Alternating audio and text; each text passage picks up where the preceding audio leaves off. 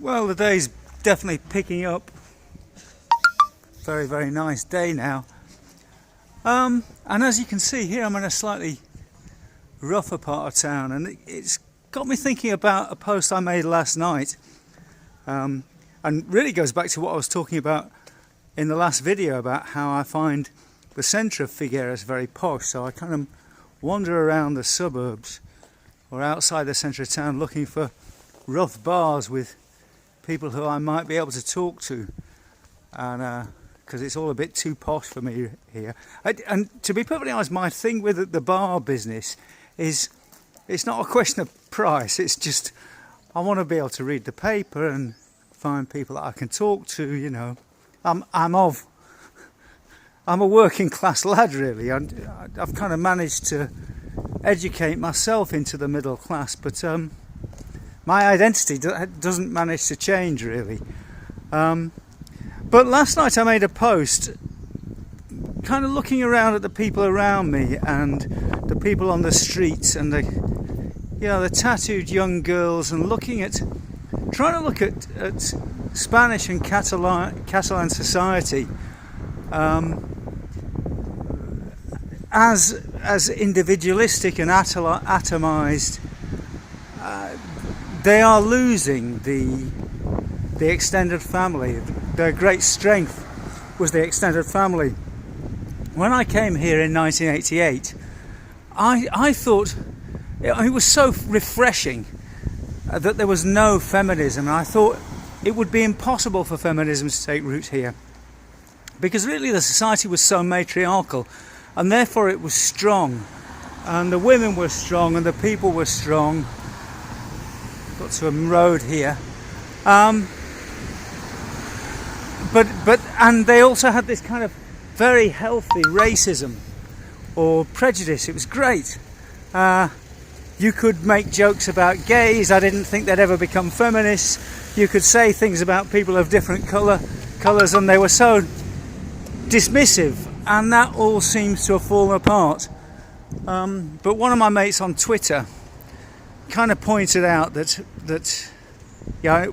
Spain is a long way from that, and Catalonia is as well. And I suppose what's happening really, I'm not sure whether rape gangs are really going to occur here in the same way as they did in the UK, because society remains stronger. But whatever happens, replacement immigration is occurring, and I'm taking you around, some of the more run-down, just outside the centre, some of the more run-down parts of Figueres, so you can see that, it's not all sweetness and light.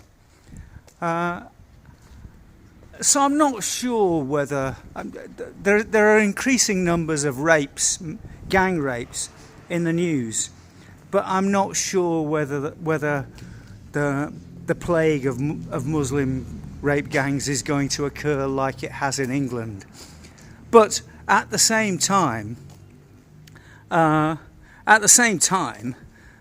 replacement immigration is taking place, and the place is no longer Catalan, and I don't want everyone to turn everywhere or this place that I've come to live to turn into some coffee-coloured, undistinct place like Bradford or Brick Lane. I want it to be Catalonia. The reason why I like it is because the culture is distinct. And this kind of reminds me a conversation I had in a bar the other day, actually in Barcelona. And there's a guy that I got kind of friendly with, and he'd made comments about Zionists. This guy, perhaps 10 years younger than me,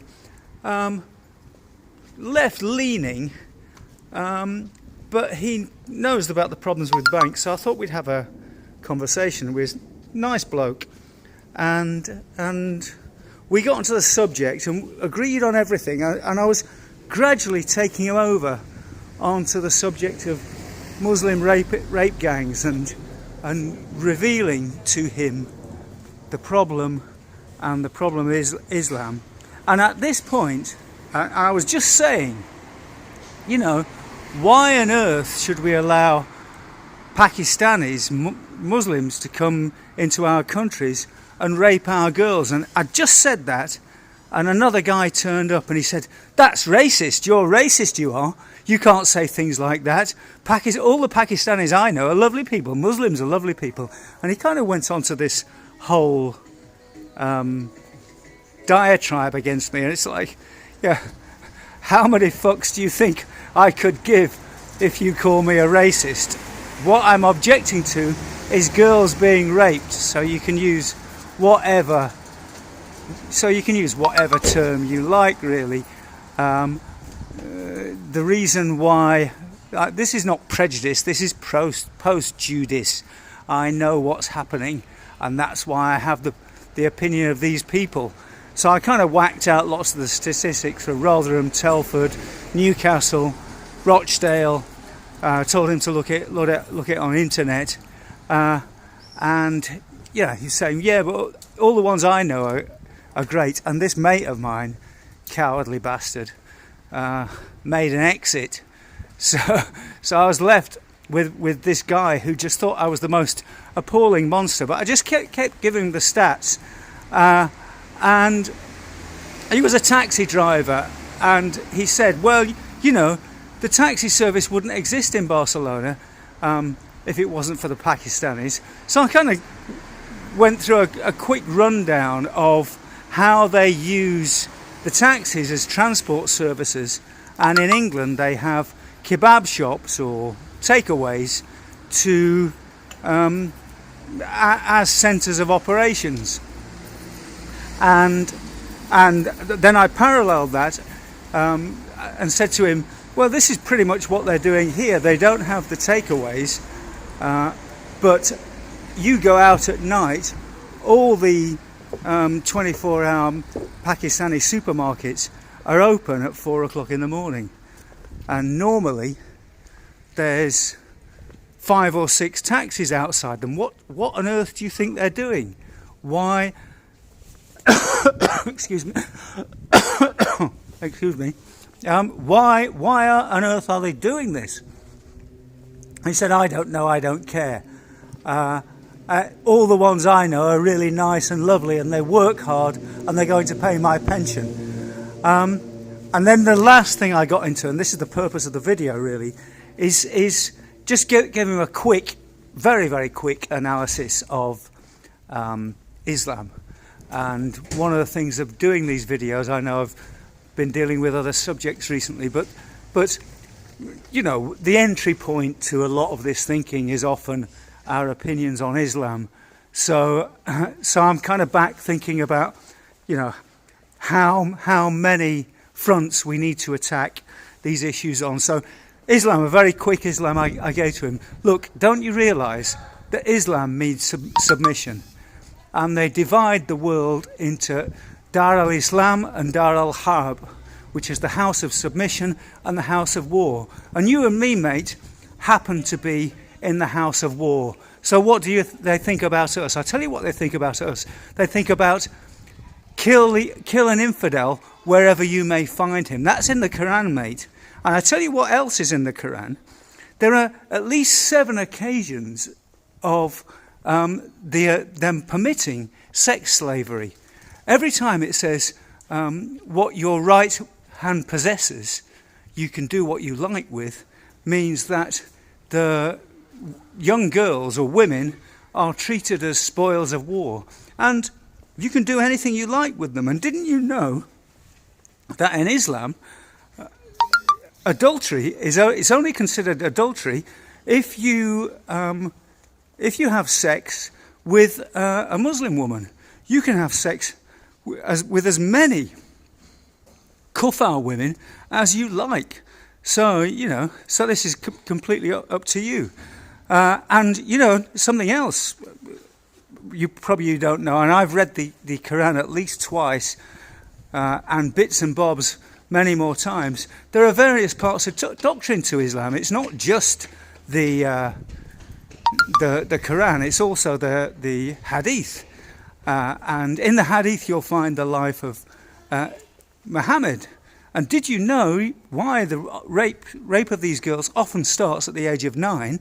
It's because Muhammad, his wife Aisha, he penetrated her when she was 9 years old. So there's all justifications for this. And just to add one thing more,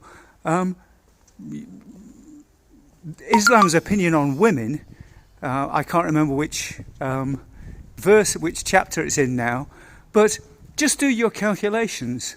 According to the Quran, a Muslim is worth one. A woman is worth, a Muslim man is one. A Muslim woman is worth half a Muslim man. Kufar, an infidel, is worth half that, so I'm worth a quarter, and an infidel woman is worth half me. So a Kufar woman is worth an eighth of a Muslim man. Is it not surprising that they treat them so appallingly and are prepared to rape them? And he kind of looked at me angrily and said, what should I care anyway? I mean, he was a bloke in his mid-late 60s.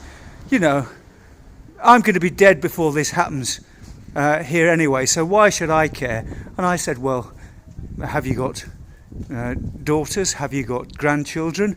And he kind of huffed it off. And anyway, Islam is just a religion of peace. Haven't you heard that? And so the next thing you need to do is tell them very, very quickly that the verse that says to kill, I can't remember what it exactly is, I'm paraphrasing here obviously, to kill any man is to kill the whole of mankind.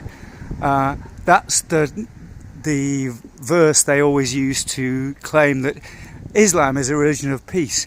What you should have informed people here is that the previous verse, the previous sentence is, and God said to the Jews, more or less, that to kill any man is to kill the whole of mankind. And then the continuing verse, once again I'm paraphrasing, says, yes, but the Jews were proven to be transgressors of this. So the faithful could do what they liked to the Jews. He looked at me completely gobsmacked and walked away.